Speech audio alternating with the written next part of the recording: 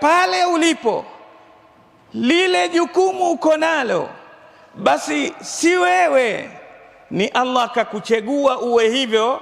Kwa hivyo pale ulipofanya vizuri, wewe ni imamu, basi fanya vizuri katika uimamu wako.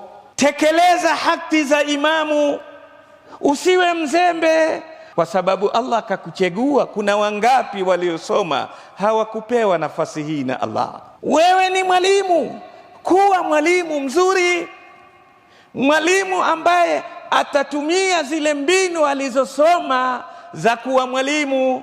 Usiwe utakuwa ni kazi tu, muhimu kazi. Wewe ni mfanyibiashara, kama Muislamu lazima uwe mfanyibiashara mzuri. Si bora tu wewe, hapana, uwe mzuri katika biashara yako, muaminifu, mkweli, mwenye bidii, mwenye lugha tamu. Una sababu za ile biashara kuwa mzuri. Muislamu anachokifanya akifanye vizuri. Na lau Waislamu watakuja kwenye Uislamu wao kwa mfumo huu kwamba sisi lazima tuwe best katika kila kitu, wallahi tutawavuta wengi katika dini hii, bali tutakuwa na mengi mazuri.